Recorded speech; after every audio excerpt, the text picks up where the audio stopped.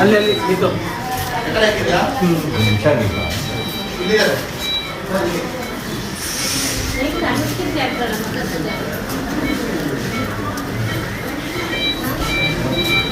ಇಲ್ಲಿ ಯಾವ ತೋಟ ಇದೆ?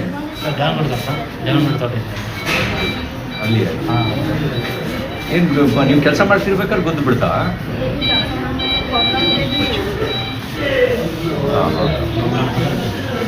ಕಾಡ್ಕೋಣ ಹಿಂಡಿತ್ತ ಮೊರೆ ಹಾಕಿದ್ವಿ ಸರ್. ಓಹೋ, ಎಮ್ಮೆ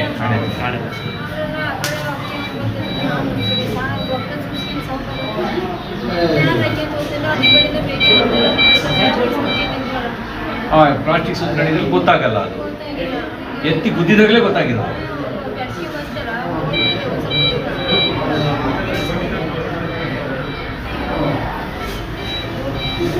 ಆಮೇಲೆ ಉಳಿದವರೆಲ್ಲ ಕರು ಹಾಕಿತ್ತಲ್ಲ,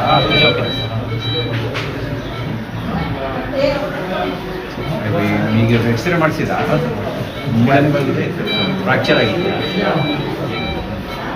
ಸರಿ, ಆಯ್ತು, ಇದು ಮಾಡಿ. ಒಬ್ಬರೇ ಇದ್ದಿದ್ದನ ಊಟ ಮಾಡಿದ್ರೆ ಒಬ್ಬರಿಗೆ ಇಂಜೆಕ್ಷನ್ ಒಬ್ಬರೇ. ನನಗೆ ಜೆ ಡಿ ಲೊಕೇಶನ್ ಫೋನ್ ಮಾಡ್ತಾನೆ. ನಾನು ಅಲ್ಲಿ ಹೊರಗಡೆ ಇದ್ದೆ, ಹಾಗಾಗಿ ಅಲ್ಲಿಂದ ಬಂದಮೇಲೆ ಆಯ್ತಮ್ಮ. ಟ್ರೀಟ್ಮೆಂಟಲ್ಲಿ ಇಲ್ಲಿ ಮಾಡ್ತಾರೆ, ಮತ್ತು ನೋಡಿಕೊಂಡು ಆಮೇಲೆ ನಾವು ಎಕ್ಸ್ರೇ ಏನು ತೊಂದರೆ ಇಲ್ಲ ಅಂತ ಹೇಳ್ತಿದ್ದಾರೆ. ಆಮೇಲೆ ನೋಡ್ಕೊಂಡು ಡಿಸ್ಚಾರ್ಜ್ ಮಾಡಿರ. ಸರಿ ಏನು ಹುಷಾರಿಲ್ಲ, ಥರ ಆಗಿದೆ.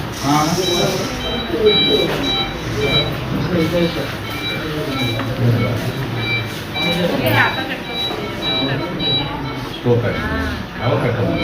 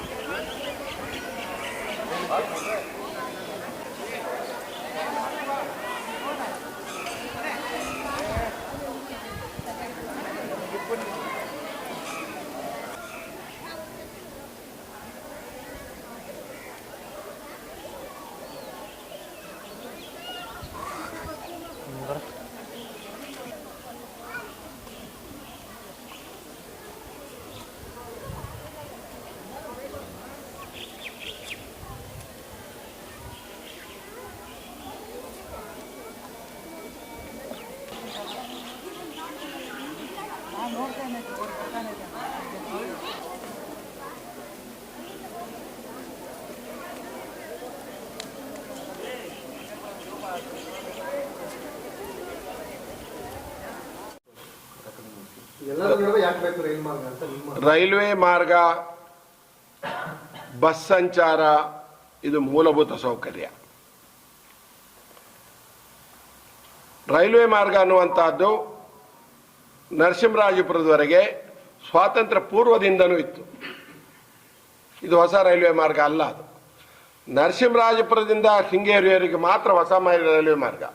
ನಿಮಗೆಲ್ಲರಿಗೂ ಗೊತ್ತಿರಲಿ, ದೇವೇಗೌಡ ಅವರು, ನಮ್ಮ ಮಾಜಿ ಪ್ರಧಾನಿಯಾದ ದೇವೇಗೌಡಜಿ ಅವರು ಪ್ರಧಾನಿಯಾಗಿದ್ದಾಗ FLS ರಿಪೋರ್ಟನ್ನು ಅವತ್ತೇ ಹಾಕಿತ್ತು, ಫೈನಲ್ ಲೊಕೇಶನ್ ಸರ್ವೆ ಅಂತೇಳಿ.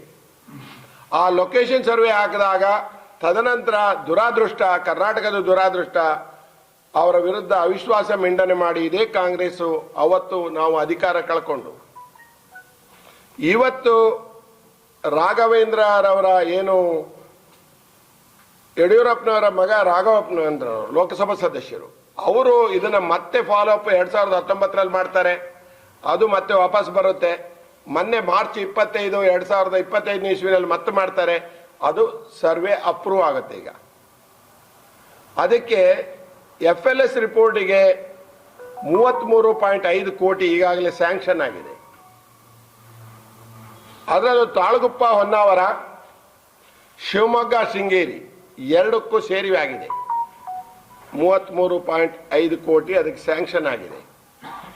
ಆದರೆ ನಮಗೆ ಮಲೆನಾಡು ಅಂತ ಹೇಳಿದಾಗ ನಮಗೆ ಯಾವುದೇ ಕನೆಕ್ಟಿವಿಟಿ ಇಲ್ಲದೇನೆ, ಶೃಂಗೇರಿ ಕ್ಷೇತ್ರ ಕನೆಕ್ಟಿವಿಟಿ ಇಲ್ಲದೇನೆ ಸ್ವರ್ಗಬಿಟ್ಟಿದೆ, ಕನೆಕ್ಟಿವಿಟಿ ಇಲ್ಲದೇನೆ ಸ್ವರ್ಗಬಿಟ್ಟಿದೆ. ಇವತ್ತು ನಾವು ಪರಿಸರದ ಬಗ್ಗೆ ಮಾತನಾಡುವಾಗ ಶೃಂಗೇರಿ ಕ್ಷೇತ್ರನೇ ಒಂದು ಪರಿಸರ ಇರುವಂಥ ಕ್ಷೇತ್ರ, ಅದಕ್ಕಿಂತ ದೊಡ್ಡ ಪರಿಸರ ಬೇರೆ ಎಲ್ಲೂ ಸಿಗೋದಿಲ್ಲ. ರೈಲ್ವೆ ಮಾರ್ಗ ಹೋದಾಗ, ರೈಲ್ವೆ ಮಾರ್ಗ ಹೋಗುವಂಥ ಜಾಗದಲ್ಲಿ ಹೋದಾಗ ಪರಿಸರಕ್ಕೆ ಯಾವುದೇ ಧಕ್ಕೆ ಬರುವುದಿಲ್ಲ. ಇವತ್ತು ನೀವು ಅಂಡಮಾನ್ ನಿಕೋಬಾರಿಗೆ ಹೋಗಿ, ಅಥವಾ ಹಿಮಾಲಯಕ್ಕೆ ಹೋಗಿ, ಅಥವಾ ಯಾವುದೇ ವೆಸ್ಟರ್ನ್ ಘಾಟಿಗೆ ಹೋಗಿ, ಎಲ್ಲ ಕಡೆಯಲ್ಲೂ ಇದ್ದಾವೆ. ರೈಲ್ವೆ ಹೋದಾಗ ಪರಿಸರಕ್ಕೆ ಧಕ್ಕೆ ಆಗುತ್ತೆ ಅನ್ನೋದು ಸುಳ್ಳು. ಕೆಲವು ಈಗ ಮಾರ್ಗ ಮಾಡುವಾಗ ಸ್ವಾಭಾವಿಕ ಅದು. ಈಗ ನೀವು ಡಬಲ್ ರೋಡ್ ಮಾಡಿದಾಗ, ರಸ್ತೆಗಳನ್ನು ಅಗಲೀಕರಣ ಮಾಡಿದಾಗ, ಜೈಪುರ ಅಗಲೀಕರಣ ಮಾಡೋ ಬಹಳ ವಿರೋಧ ಇತ್ತು. ಇವತ್ತು ಏನು ಸಂಚಾರ ಸುಗಮವಾಗಿದೆ. ಅಗಲೀಕರಣ, ರೈಲ್ವೆ ಮಾರ್ಗ ಎರಡು ನಮ್ಮ ಮೂಲಭೂತ ಸೌಕರ್ಯ. ಸುರಂಗ ಮಾರ್ಗಕ್ಕೂ ರೈಲ್ವೆ ಮಾರ್ಗಕ್ಕೂ ಬೇರೆ ಬೇರೆನೇ ಡಿಫರೆಂಟ್ ಇದೆ. ರೈಲ್ವೆ ಮಾರ್ಗ ಹೋದ ಕೂಡಲೇ ಯಾವುದೇ ನಮಗೆ ಯಾವ ರೀತಿಯಲ್ಲೂ ಧಕ್ಕೆ ಬರೋದಿಲ್ಲ. ಮೂಲಭೂತ ನೀವೆಲ್ಲರೂ ತಿಳ್ಕೋಬೇಕಾಗಿದೆ. ನಾವು ನಮ್ಮ ಶೃಂಗೇರಿ ಕ್ಷೇತ್ರಕ್ಕೆ ಕನೆಕ್ಟಿವಿಟಿ ಇದೆಯಾ ಅಂತ ಹೇಳಿ. ಯಾವುದೇ ಒಂದು ಅಧಿಕಾರಿಗಳು ಬರಲ್ಲ, ಮೇಲ್ಮಟ್ಟದ ಅಧಿಕಾರಿಗಳಲ್ಲಿ ಬರಲ್ಲ, ದೊಡ್ಡ ರಾಜಕಾರಣಿಗಳು ದೇವಸ್ಥಾನದವರಿಗೆ ಬಂದು ಹೋಗ್ತಾರೆ. ಲಾಸ್ಟ್ ಇಯರ್, ಕಳೆದ 3 ವರ್ಷ ಖಾಲಿ ಹೆಲಿಕಾಪ್ಟರ್ ಮಿನಿಸ್ಟರ್ಗಳನ್ನೇ ನೋಡಿದ್ದೀವಿ ಹೊರತು ರಸ್ತೆ ಮಿನಿಸ್ಟರ್ಗಳನ್ನು ನೋಡಿಲ್ಲ ನಾವು. ರಸ್ತೆಯಲ್ಲಿ ಬರ್ಲಿಕ್ಕೆ, ರಸ್ತೆಯಲ್ಲಿ ಹೋಗ್ಲಿಕ್ಕೆ ಆಗ್ತಿರ್ಲಿಲ್ಲ. ಹಾಗಾದ್ರೆ ರೈಲ್ವೆ ಸಂಚಾರ ಸುಗಮ ಸಂಚಾರದ ಒಂದು ಅವಿಭಾಜ್ಯ ಅಂಗ. ಅದರಲ್ಲೂ ಯಾರಿಗೆ ಅಲ್ಲಿ ಬಂತು ಅಂದ್ರೆ, ಇವತ್ತು ಒಂದು ಬಸ್ನಲ್ಲಿ ಓಡಾಡ್ಲಿಕ್ಕೆ ಅಲ್ಲ, ಶ್ರೀಮಂತರು ಕಾರಲ್ಲಿ ಓಡಾಡ್ತಾರಪ್ಪ. 52,000 ಕುಟುಂಬ ಇರುವಂತ ಶೃಂಗೇರಿ ಕ್ಷೇತ್ರ, 52,000 ಮನೆ ಇರುವಂತ ಶೃಂಗೇರಿ ಕ್ಷೇತ್ರ, 2,16,000 ಒಂದು ಜನಸಂಖ್ಯೆ ಇರುವಂತ ಕ್ಷೇತ್ರ. ಹುಡುಗರು ವಿದ್ಯಾರ್ಥಿಗಳು ಸೇರಿದ್ರೆ, ಹಾಗಾದ್ರೆ ಅವರಿಗೆ ಸುಗಮ ಸಂಚಾರಕ್ಕೆ ವ್ಯವಸ್ಥೆ ಬೇಕಲ್ಲ. ಆ ಸುಗಮ ಸಂಚಾರ ಅಂತ ಹೇಳಿದ್ರೆ ರೈಲ್ವೆ ಮೊದಲಿಂದಲೂ, ಅನಾದಿ ಕಾಲದಿಂದಲೂ ಬಡವರಿಗೆ ಕೈಗೆಟುಕುವ ದರ್ಗದಲ್ಲಿ ಸಿಗುವಂತ ಒಂದು ಏನು ಸಂಚಾರ ವ್ಯವಸ್ಥೆ ಯಾವುದು ಅಂದ್ರೆ ಅದು ರೈಲ್ವೆ. ಆ ರೈಲ್ವೆ ಸಿಕ್ಕಿದಾಗ ನಮ್ಮ ಸಾಧಾರಣ ಒಬ್ಬ ಕೂಲಿ ಕಾರ್ಮಿಕ ಶಿವಮೊಗ್ಗಕ್ಕೆ ಹೋಗ್ಬೋದು, ಶೃಂಗೇರಿಗೆ ಹೋಗ್ಬೋದು, ನರಸಿಂಹರಾಜಪುರಕ್ಕೆ ಹೋಗ್ಬೋದು, ಬೆಂಗಳೂರಿಗೆ ಅವ್ರಿಗೆ ಕನೆಕ್ಟಿವಿಟಿ ಸಿಗತ್ತೆ. ನಮಗೆಲ್ಲ ಗೊತ್ತಿರಲಿ, ಯಾರು ಹೇಳ್ತಾರೆ 4,000 ಪದವಿಗೆ ತಗೊಳ್ತಾರೆ ಪ್ರತಿ ವರ್ಷ ನನ್ನ ಕ್ಷೇತ್ರದಲ್ಲಿ. 4,000 ವಿದ್ಯಾರ್ಥಿಗಳು ಡಿಗ್ರಿ ತಗೊಂಡು ಹೋಗ್ತಾರೆ. 1,880 ಜನ ಖಾಲಿ ಶೃಂಗೇರಿ, ಕೊಪ್ಪ, ಎನ್ನಾರ್ಪುರದ ಕಾಲೇಜ್ಗಳಲ್ಲಿ ಹೋದ್ರೆ, ಹೊರಗಡೆ ಕಾಲೇಜುಗಳ ಶೃಂಗೇರಿಯಿಂದ ಹೊರಗಡೆ ಹೋಗಿ ಓದೋರು 3,000 ಜನರವರೆಗಿದ್ದಾರೆ. 4,000 ಕಡಿಮೆ ಅಂತ ಹೇಳಿ ನಮ್ಮಲ್ಲಿ ಪದವಿ ತಗೊಳ್ತಾರೆ. ಅಲ್ಲಿಗೆ ಒಂದೇ ಒಬ್ಬ ಇನ್ವೆಸ್ಟರ್ ಬರ್ಲಿಕ್ಕೆ ಆಗ್ತಿಲ್ಲ, ಅವ್ರು ಹೊರಗಡೆ ಹೋಗ್ಲಿಕ್ಕೆ ಆಗ್ತಾ ಇಲ್ಲ, ಅಲ್ಲಿ ಯಾವುದೇ ಒಂದು ಕಂಪನಿ ಬರ್ಲಿಕ್ಕೆ ಆಗಲ್ಲ. ಇವತ್ತು ಮಲೆನಾಡಿನಲ್ಲಿ ಬೇಕಾದಷ್ಟು ಏನು ಸಂಸ್ಕರಣಾ ಕೇಂದ್ರಗಳು ಮಾಡ್ಬೋದು. ಕಾಫಿ ಸಂಸ್ಕರಣಾ ಕೇಂದ್ರ ಮಾಡ್ಬೋದು, ಅಡಿಕೆ ಸಂಸ್ಕರಣಾ ಕೇಂದ್ರ ಮಾಡ್ಬೋದು, ಅರಿಶಿನ ಸಂಸ್ಕರಣಾ ಕೇಂದ್ರ ಮಾಡ್ಬೋದು. ಯಾರು ಬೇಕಾದ್ರೂ ಬರ್ಲಿಕ್ಕೆ, ಬಂದು ಹೋಗ್ಲಿಕ್ಕೆ ಕನೆಕ್ಟಿವಿಟಿ. ಅದರಲ್ಲೂ ಕಾರ್ಮಿಕರು ಓಡಾಡ್ಲಿಕ್ಕೆ ಆಗ್ತಿಲ್ಲ. ನಮ್ಮಲ್ಲಿ ಬಡತನ ಬಹಳ ಅಷ್ಟೇ ಇರ್ಲಿಕ್ಕೆ ಕಾರಣ ಕನೆಕ್ಟಿವಿಟಿ ಇಲ್ಲದೆ ಇರಲಿಕ್ಕೆ. ಹಳ್ಳಿ ಮಟ್ಟದ ಏನಾದರೂ ಕೂಲಿ ಕಾರ್ಮಿಕರು, ದಲಿತರು ಇರುವಂತ ಜಾಗಕ್ಕೆ ಹೋದ್ರೆ ಇವತ್ತಿಗೂ ಸ್ವಾತಂತ್ರ್ಯ ಪೂರ್ವ ಇದ್ದಾಗಿದ್ದೀವಿ. ಕಾರಣ ಕನೆಕ್ಟಿವಿಟಿ ಅಥವಾ ಮೂಲಭೂತ ಸೌಕರ್ಯ ಇಲ್ಲಿದೆ. ಯಾರು ವಿರೋಧಿಸ್ತೀರೋ ಅಲ್ಲ, ಮೂಲಭೂತ ಸೌಕರ್ಯ ಕೊಡಬೇಕಾದಂಥ ಜನಗಳಿಗೆ ಕೊಟ್ಟಿಲ್ಲ, ನ್ಯಾಯ ಸಿಗಬೇಕಾದವ್ರಿಗೆ ಸಿಕ್ಕಿಲ್ಲ. ಆದ್ರಿಂದ ರೈಲ್ವೆ ಕನೆಕ್ಟಿವಿಟಿ ಬಂದಾಗ ನಮ್ಮ ಇಡೀ ಕ್ಷೇತ್ರಕ್ಕೆ ಬಡವರು ಓಡಾಡ್ಲಿಕ್ಕಾಗತ್ತೆ. ತರಕಾರಿನ ಒಳ್ಳೆ ರೇಟ್ ಕೊಡ್ಲಿಕ್ಕೆ ಚಿಕ್ಕಮಗಳೂರಿಗೆ, ಶಿವಮೊಗ್ಗ ಕೊಡ್ಲಿಕ್ಕಾಗತ್ತೆ.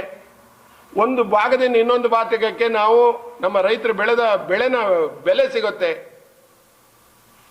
ವಿದ್ಯಾರ್ಥಿಗಳು ಹೋಗ್ಲಿಕ್ಕೆ ಈಗ ನೋಡಿ ಅಲ್ಲಿ ಸಹಕಾರ ಸಾರಿಗೆ ಬಸ್ ನಿಂತು ಹೋದ್ಮೇಲೆ ವಿದ್ಯಾರ್ಥಿಗಳ ಪರಿಸ್ಥಿತಿ ಚಿಂತಾಜನಕ ಆಗಿದೆ.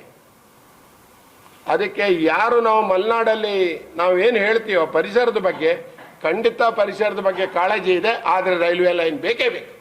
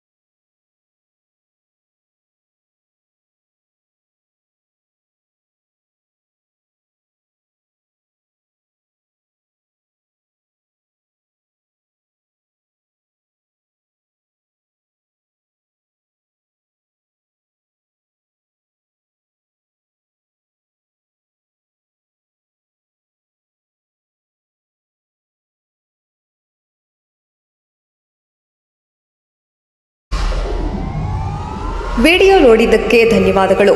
ಮುಂದಿನ ವಿಡಿಯೋದಲ್ಲಿ ಸಿಗೋಣ. ಕ್ಷಣ ಕ್ಷಣದ ಸುದ್ದಿಗಾಗಿ ವೀಕ್ಷಿಸಿ ನ್ಯೂಸ್ ಕರ್ನಾಟಕ, ಸದಾ ನಿಮ್ಮ ಜೊತೆ.